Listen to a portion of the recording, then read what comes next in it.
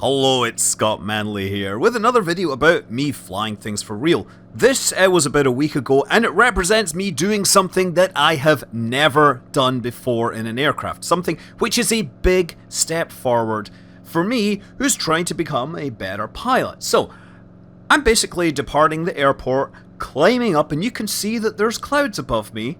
According to the weather, they're at 1,500 feet, and I have been instructed to climb to 3,000 feet because I am now on an instrument flight plan. This is my first actual flight where I got to enter the clouds, and initially it was kind of easy. I was just going up straight through a cloud layer and very quickly emerged above the cloud layer. And truthfully, I barely paid attention to what was going on outside because I'm flying under instrument rules. You're supposed to be paying attention to those instruments, scanning those and those alone, not getting distracted by any outside cues. So having passed my private pilot license in 2023 and bought my own little aircraft for messing around in, I earlier this year decided to start working on my instrument rating, but of course, being that it's California, the weather frequently doesn't actually deliver any interesting weather, so I've been spending most of the time flying under simulated instrument conditions. Simulated instrument conditions is where you fly using a view-limiting device that stops you looking out of the cockpit and seeing the horizon, and mostly lets you look down at the instruments in front of you. In this case, I'm wearing a special set of goggles which have a frosted section at the top. We call these foggles. Now, since I'm flying this plane under visual flight rules, you have to have somebody in the right seat that is doing the see and avoid. In this case, obviously, I've got a flight instructor in there who's talking me through what it takes to actually fly a plane under instrument conditions. So this lets you practice flying in reference to the instruments only. And you're not supposed to do that as a private pilot, but you are required to practice it during your training. You need to get 3 hours of practice. And then during the check ride, you're supposed to demonstrate unusual attitude recovery, where you suddenly find your nose high and you're rolling out of control. You have to recover. And this requirement was added, I think, in the 1960s after a study which found that the average private pilot who entered clouds by accident would live for 178 seconds. I mean, of course, this was just a study where they took regular pilots and they had a flight instructor in the right seat and they would fly into a cloud and see how long it was before the flight instructor had to intervene to save the day. It turns out that the phrase flying by the seat of your pants is an extraordinarily bad idea. The human vestibular system evolved to help you stand upright and run around and stuff.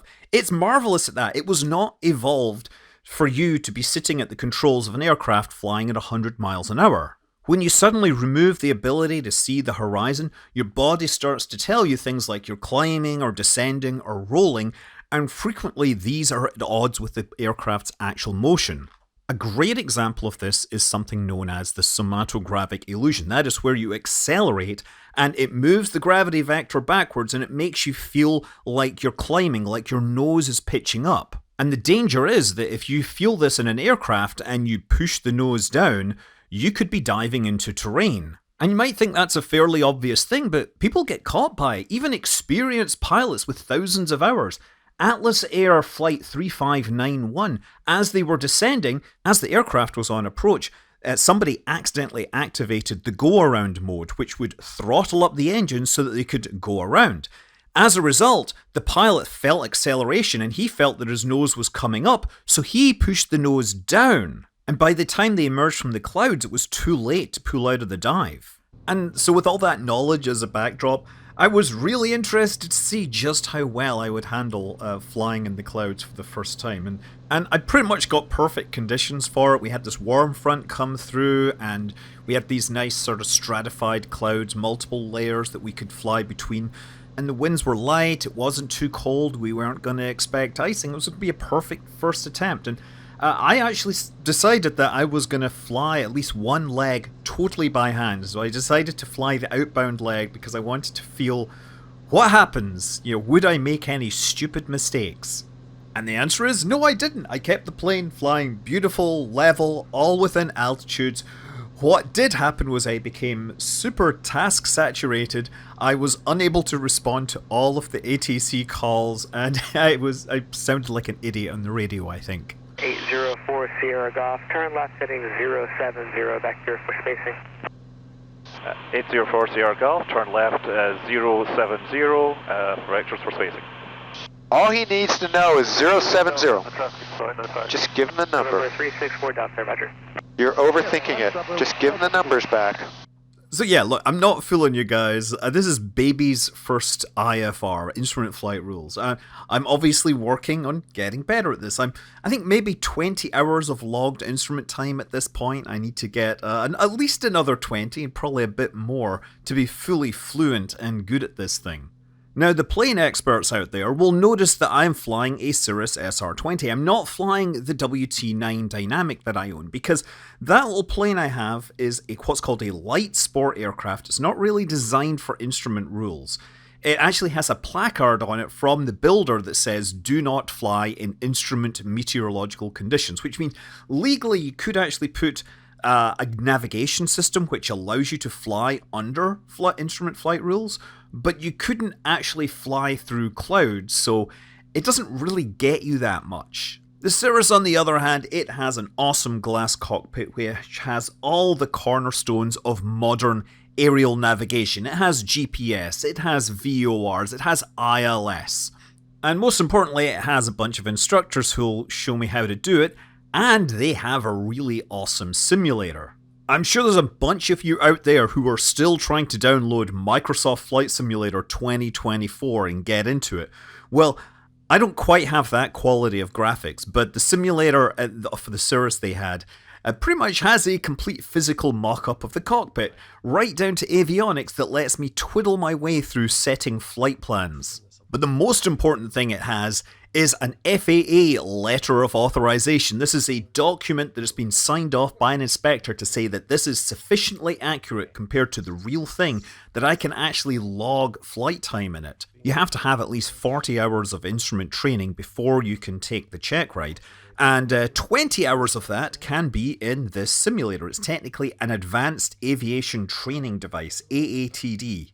Underneath the hood on the back end, it's running X-Plane 11 for the simulation. And yeah, it doesn't actually matter if the graphics aren't as good as Microsoft Flight Sim, because I spend most of the time in clouds anyway. And after I've completed my rating, this will also be great because it lets me practice approaches, and there's actually a legal requirement that you have to complete 6 instrument approaches every 6 months. And if you don't get the chance to do that in a real plane, then you can log them in this simulator instead. Not only is the simulator a lot cheaper, but it's also a lot faster. So we flew from Novato to Livermore, and that flight is like, I think, 44 nautical miles.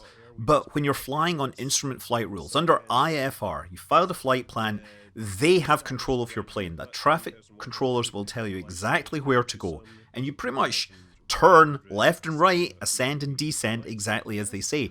So 44 miles, we fly at 145 knots for most of this. It took us an hour to get there, and it took longer to get back. And to be clear, this isn't them being malicious. There's a lot of standard procedures that depend upon which airport you're taking off from. For example, at Novato, there is a massive mountain immediately west, so there is a standard departure procedure which sends you off to the east towards a beacon called Skaggs Island. But the real meat and potatoes of instrument flying are the instrument approaches, the procedures that get you from up high and down into an airport in a way that doesn't have you colliding with terrain. This is me on final approach into Livermore, runway 25 right. That has the instrument landing system on the runway. There are mountains west of here, so all the approaches come into runway 25. And this is what the instrument approach plate looks like. It's a compact one-page guide to get you down through one of these approaches. This is the ILS, runway 25 right. That means it uses the instrument landing system. It gives you the frequency up in the top left corner. In the in the middle, you've got your plan that shows you which waypoints you follow. In the bottom right, it shows that you have to hit a waypoint called U-Hut at or above 3,100 feet, and then you head in, and at a waypoint called Jusum, you pick up the ILS and you follow the glide slope down. So now knowing that if you're going to Livermore you have to come in on one of these approaches, you can see why they routed me around in this circuitous route. And by the way, these named waypoints, there's a lot of Easter eggs out there. There's Snoopy near Charles Schulz's airport, of course he wrote Peanuts, which also has Pigpen and Lucy. In Kansas City we've got barbecue, ribs, cooked turkey. Atlanta has a lot of Star Wars themed names for their Jedi 3 arrival, and the Hobbit 2 arrival is all, of course, Lord of the Rings references. But my personal favourite is Portsmouth in Massachusetts, where if you arrive from the west, you may fly an approach that goes through Itot, Itaw, Apudi, Tat. I'm not sure all of you are old enough to remember that.